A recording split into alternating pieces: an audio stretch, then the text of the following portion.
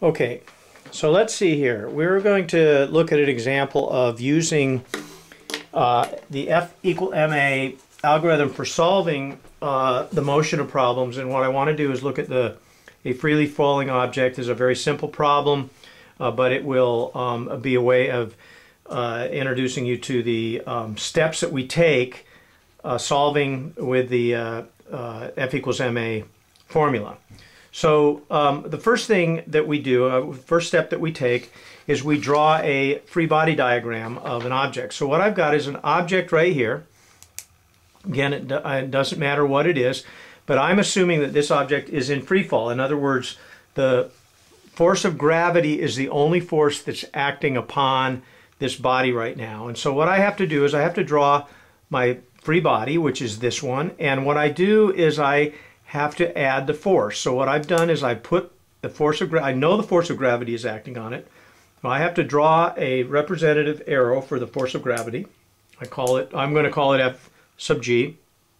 You could call it W for the weight. This is the weight of the object. And I know what direction it's in. I'm just going to assume this is the direction to the center of the Earth. So I draw that.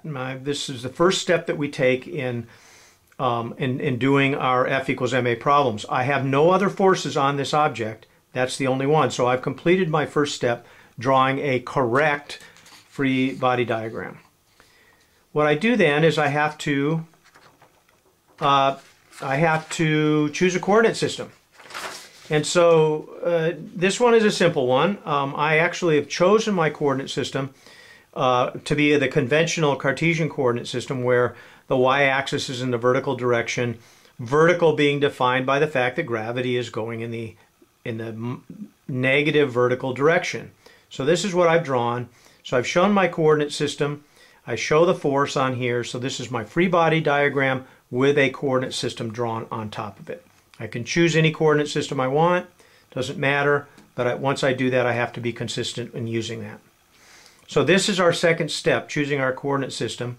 What this allows us to do then is to write all of the forces that are on the free body diagram in a Cartesian vector notation, because remember, we are looking for the net force. We need to add them together, so it facilitates adding them together when we write them in the Cartesian unit vector notation. Or I probably should put unit here. Okay, and so I do that, and you guys know how to do this. You've seen me do it a number of times.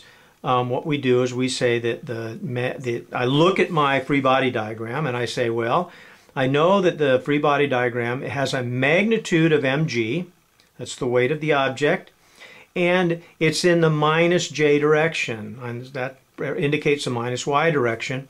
So this is the magnitude, this indicates the direction, this I'm going to write as minus mg j hat. So now I've written that. If I had other forces in here, I'd have to write each one of them in terms of their x and y components, but we're done because there's only one force here. Okay. Now what we do is our next step is to sum the forces to get the net force. And of course, again, for my example here, it's very easy.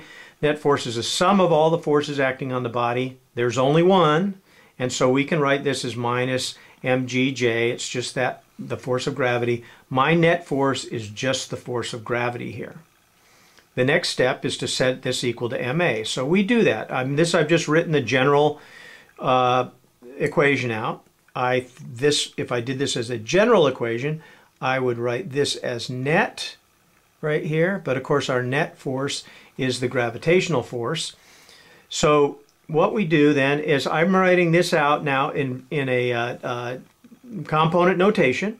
So I have the x component of the force and the y component of the force is equal to the mass times the x component of the acceleration plus the mass times the y component of the acceleration. And of course, I've included my unit vectors to indicate the direction. This is a vector equation. For this vector equation to have this equal sign here, this x component has to be equal to this x component. This y component has to be equal to that y component. That gives us these two equations. Fy is equal to minus mg, that's this over here, and that's equal to the mass times the acceleration in the y direction.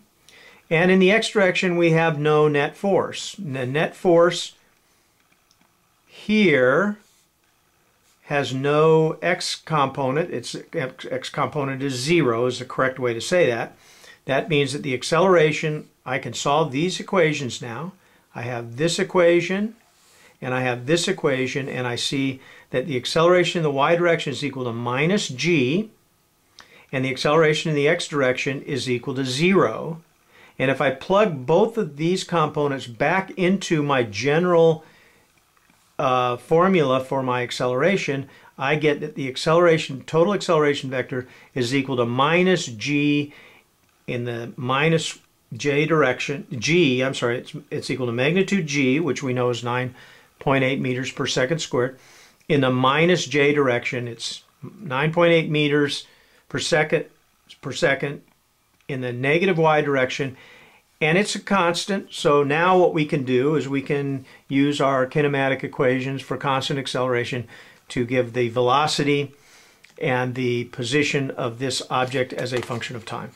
That's the general way that we're going to use F equals ma, and we'll have to modify it a little bit as we go along. There'll be some things that we do. Sometimes we won't be solving for the acceleration. Sometimes we'll know the acceleration and we'll be solving for the force.